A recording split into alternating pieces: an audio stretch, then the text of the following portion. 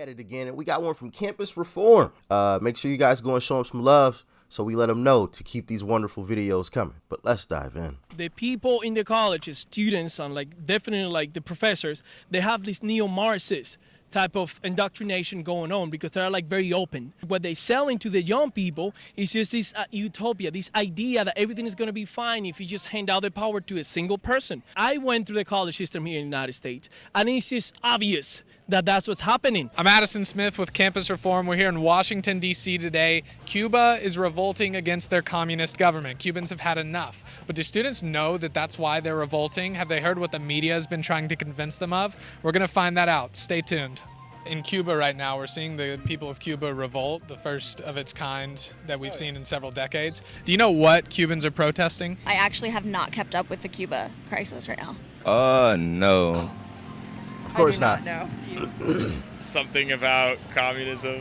I actually don't know. Isn't it like they're just unhappy with their government, basically, right? Yeah, it's issues with food and water resources and just general mistreatment by their government. Not a ton about it. I know they're protesting for rights, something like that, yeah. I am honestly unsure of what's really going on. They're protesting oppressive government. They don't have access to basic necessities like, food, water, money, things like that. How do you think Cuba got to that point? I'm gonna be honest, I don't really know. Of course you don't. I don't know either. I don't know, I would say probably related to the government not providing. The restrictions and all that the government's putting on Cuba just keeps getting tighter and tighter, and the people keep getting poorer and poorer and poorer. Do you think it could have something to do with the fact that Cuba, for several decades now, has been a communist dictatorship? That's most definitely to blame in that situation. I mean, the U.S. has kind of, had their eyes set on Cuba. I feel like more U.S. interest in the area is kind of dictating the well-being of the people, less, the communist aspect. Yeah, I know that at least with communism, the ideal communism and the way it's supposed to be isn't necessarily the way it is. Yeah, because eventually people realize. Oh, you don't suppose? She said the way that it's supposed to be isn't the way that it is. Well, what do you think happens when you give all of this power? You think just folks are robots and they don't? Oh my goodness. That I'm not saying that America's perfect, but I think a democratic process is more fair. Probably, yes. Probably a bunch of things. That probably has something to do with it. Oh, definitely, probably. I don't know a lot about it, but I'm sure everything is contributing to it, yeah. Yes, definitely. Do you think that socialism or communism could take hold of America, or do you think it's incompatible with what America stands for? Oh, I could only hope. No, I think I'd be open to it. Oh, geez. That's a deep question. Very deep question. Kind of an AOC fan. So a shift towards... Oh my God. We are doomed. We're doomed. We're doomed. We're spiraling down the toilet. I mean, you literally are watching people protest. You admitted that it's not good there, and you just said, "Oh yeah, I don't know. I'm really a big AOC fan, so I don't." We're doomed. It's over. America officially no longer exists. It doesn't. I don't even, I don't want to be all doom and gloom, but this is the next generation. These are the educated folks that are coming out of these colleges all across America. Yeah. Mm-hmm.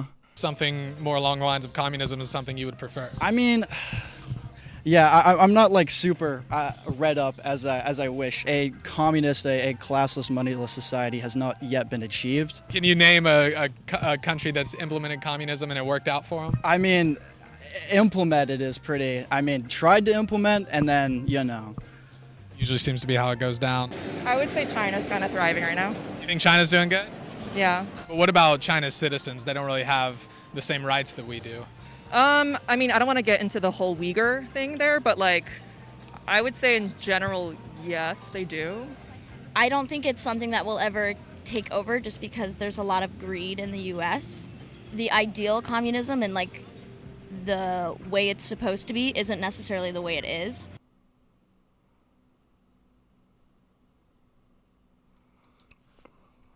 We spoke to Cubans. Hold on. I'm sorry. Meanwhile, we spoke to Cubans protesting their communist government. Here's what they had to say.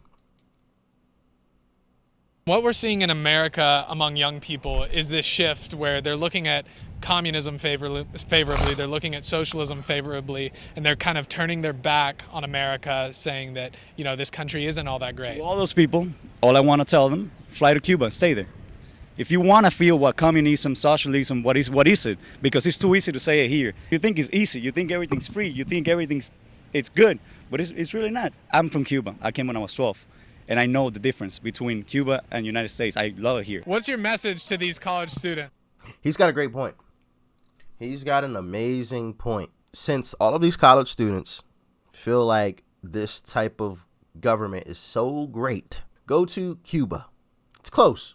It's right off the coast. Fly there. Live there for an entire summer. See how you like it. That should be a college program right there. Hey, listen. I'll spend my tax dollars on it. I'll approve my tax dollars being spent to fly college students to Cuba. I will. If it's to save America, I will gladly hand over my approve my tax dollars to fly college students to Cuba for an entire summer, all expenses paid. Experience what it is, what it really is like, and then tell me, is this really what you want? Is greed really so bad in America? Would y'all approve of that? Let me know in the comment section. I would, personally, because I think at this point, it might be the only way to save America. Or other than that, I mean, next election, maybe the last chance, the last stand, the final hope. And next election is a long way away.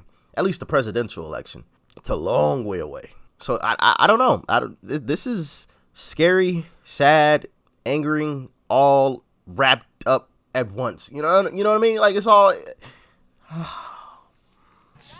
Listen to us, guys. Communism sounds beautiful in theory, but it can never be taken to practice. Understand that. Communism kills. They take everything. They tell you what to think, what to feel. They even control what music you listen to. Right now in Cuba, after 62 years of communism, kids are getting shot in the streets just for chanting freedom. The problem is not the lack of food or the lack of medicine, it's the lack of freedom. If we have freedom, we will have food and medicine. You can bet on that. Since the 60s, the people in the colleges, students and definitely the professors, they have this neo-Marxist type of indoctrination going on. I went through the college system here in the United States, and it's just obvious that that's what's happening. The American school system and the American democracy allows every student to learn of every system. But in Cuba, you can only learn of one system. It's only one type of knowledge, and that is communism. That is wrong. They have to learn about capitalism. They have to learn about democracy. The idea of capitalism is greater than communism, and I say it to all of the students. So, very scary video there. And I will admit, on paper, communism doesn't sound as bad as what it actually is. You know, all goods are owned by all the people. You'll get exactly what you need, and when you need it, it'll all be great. You know, we'll get you what you need. But when you understand reality and you live in reality, you understand that that's not the way that it goes. It sounds like a crystal stair, you know, it sounds like sandy beaches and I get food whenever I need it and whatever I could ever want. It's just there. And it's exactly what the, I think it was the WEF conference, what they were preaching. I might see if I could find that video, but they were literally saying you'll own nothing and you'll be happy. They want that for the entire planet, the entire globe. You'll own nothing. We will provide it for you. You really think they're going to hand it over? Maybe the scraps. You really think they're going to provide you with the finer things in life? Come on. Let's be serious here. And I want to give a huge shout out to Campus Reform for bringing this video to the light. And more people need to see videos like this. And I don't know what we can do to get this get this in front of more college age kids, but we need to try. We have to do our best to try.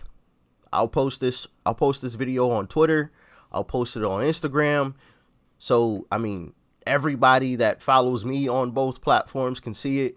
You all, I mean, we just got to share this video like crazy.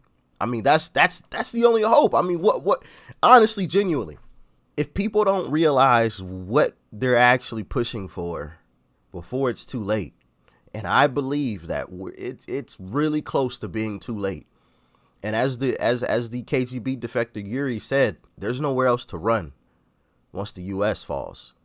We're the last domino. This is it. And it's why I said I think a lot of this stuff falling apart right now is by design.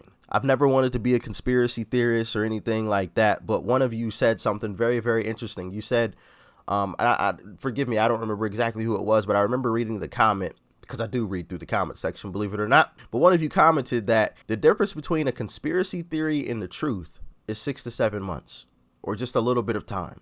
Yeah, a little while ago, I would have said, no, they're not taking us there. That's a conspiracy theory. But now watching everything falling apart around us, gas prices going out the wazoo, crime is absolutely rampant. They're trying to take away the Second Amendment. It's not absolute, remember? He said that time and time again to try to implant it in there before they actually do it. I told you guys it wasn't absolute. That's why we took it away. Food shortages on the horizon. Recession's coming. Housing market. I mean, everything. It'd be different if it was just like one thing. All right, yeah, there's going to be a food shortage, but we're taking some steps to counter it, blah, blah, blah. No, everything is going down the toilet all at once. All at once. And I think it's all by design.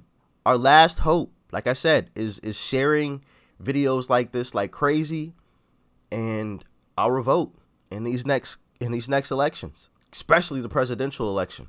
Never thought I'd say that this may be the end, but I don't know. Does anybody have any hope for me? Let me know in the comment section. Like I said, I don't want to be all doom and gloom or anything like that, but I like to be real about the situation, and I think the real truth of the situation is we're close. It's right around the corner. But y'all let me know what you think about it in the comment section below.